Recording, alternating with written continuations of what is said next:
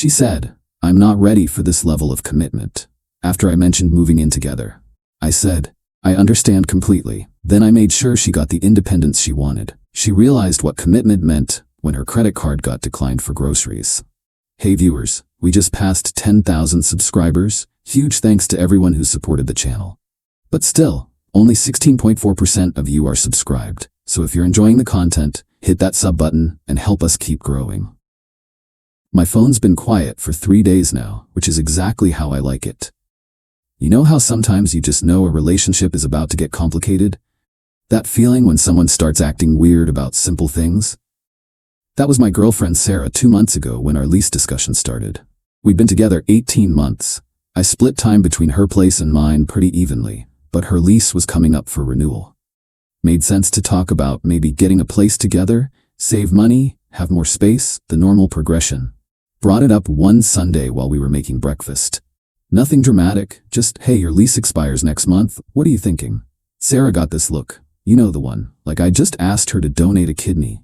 Started going on about how she wasn't ready for that level of commitment, how moving in together changes the whole dynamic of a relationship.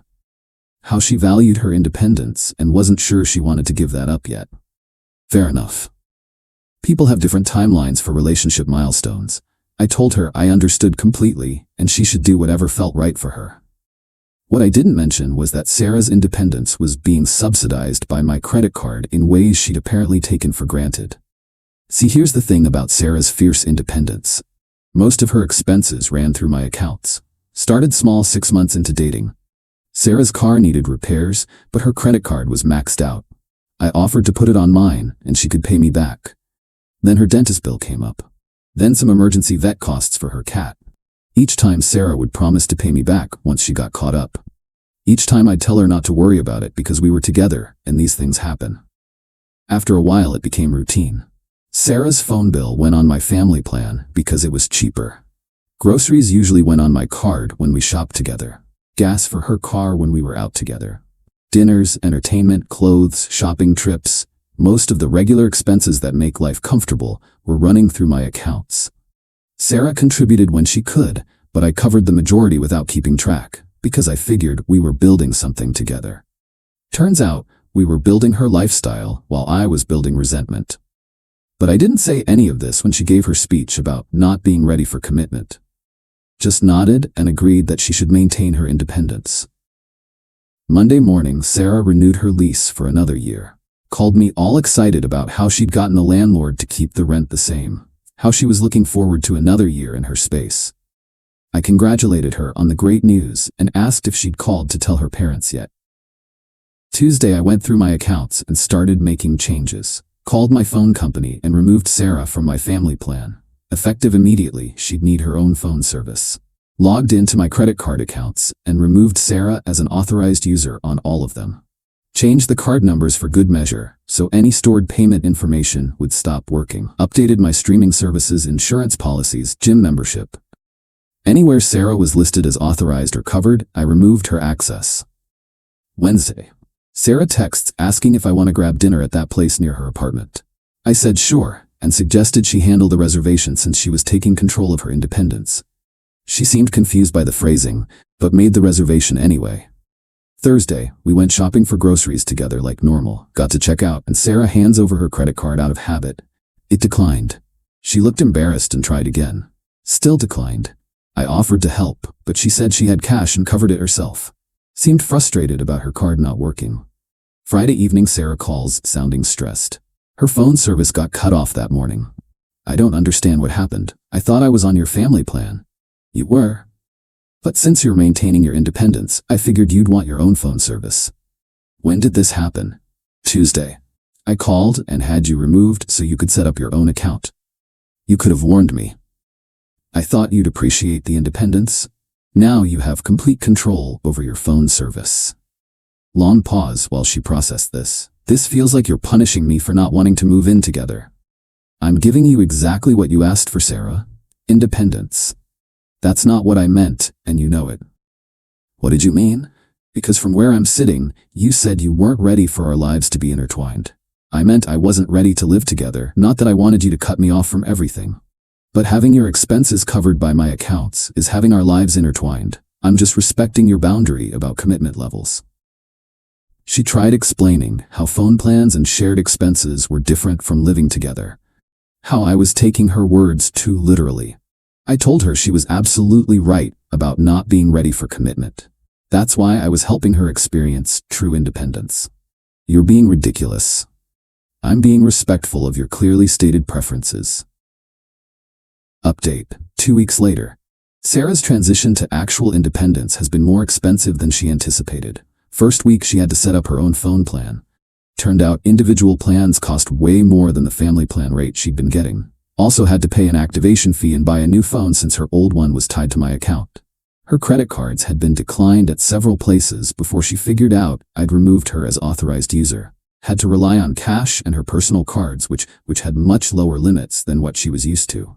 Started noticing how much of her routine was connected to my accounts. Streaming services, gym membership, even her car insurance had been bundled with mine for better rates. By the second week, Sarah was feeling the financial pressure. Called me asking if we could talk about the phone plan situation. Maybe I could get back on your family plan and pay you my portion directly. That would involve our finances being connected again. I thought you weren't ready for that level of commitment. A phone plan isn't the same as moving in together. It's still financial interdependence. You said you valued your independence. I didn't mean I wanted to be completely cut off from shared expenses. What did you mean, Sarah? I meant I wasn't ready to live in the same apartment, not that I wanted separate everything. But shared expenses are a form of commitment. You said you weren't ready for that level of commitment. The cognitive dissonance was impressive.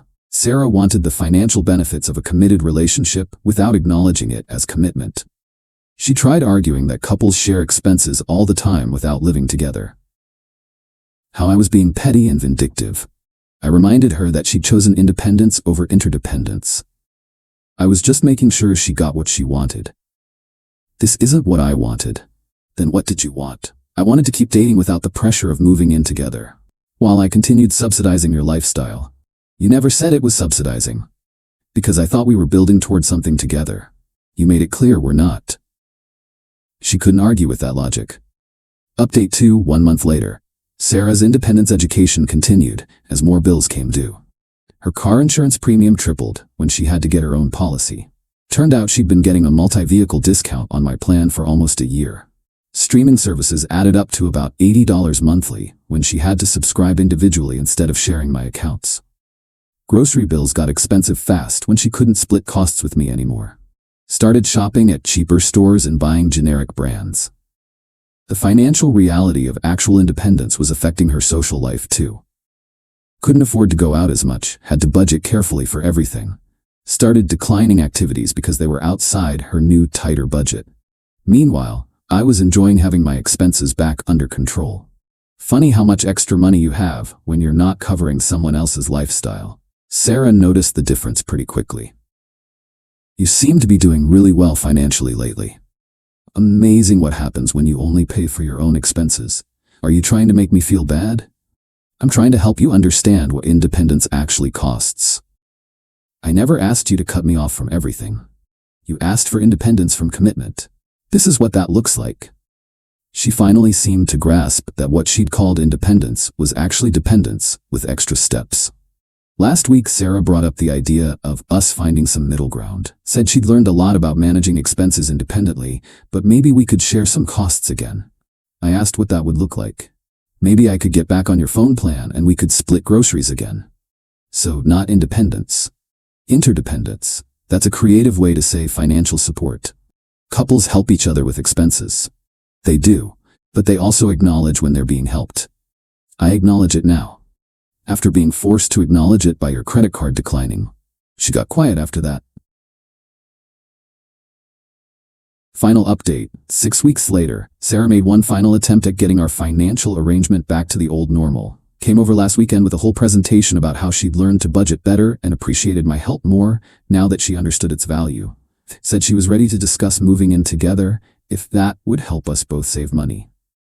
I told her I appreciated the offer, but I wasn't interested in subsidizing someone who needed 6 weeks of financial independence to realize they weren't financially independent. That's not fair. I'm willing to compromise now. You're willing to compromise now that independence turned out to be expensive. I learned my lesson. You learned that living costs money, Sarah. That's not the same as learning a lesson about relationships. What else do you want me to learn? That commitment isn't something you get to opt out of when it's convenient and opt into when you need help. She tried explaining how she understood now that my financial support was a form of commitment and she was ready to acknowledge that. I told her that acknowledging it after losing it wasn't the same as appreciating it while it was happening. So there's nothing I can do to fix this. You can enjoy the independence you wanted. I don't want independence anymore. You wanted it when it was free. Now you get to experience the real version. Sarah left upset, but I think she finally understood that words have consequences, and independence has costs. My life improved significantly once I stopped funding someone else's theoretical independence. Bank account healthier, expenses under control, stress levels lower. Started dating someone who pays for her own phone plan without calling it independence. Someone who understands that relationships involve shared expenses and acknowledges when she's benefiting from that sharing. The difference is incredible. No more guilt trips about commitment levels. No more taking financial support for granted while demanding independence. Just two people who actually want to build something together. Sarah got exactly what she said she wanted. Independence from commitment. She just didn't realize that independence from commitment meant independence from all the benefits of commitment too. Sometimes the best way to show someone what they're asking for is to give them exactly what they asked for. Sarah wanted independence from interdependence. I made sure she got independence from everything, including my financial support. Turns out, commitment and support are the same thing. Who knew?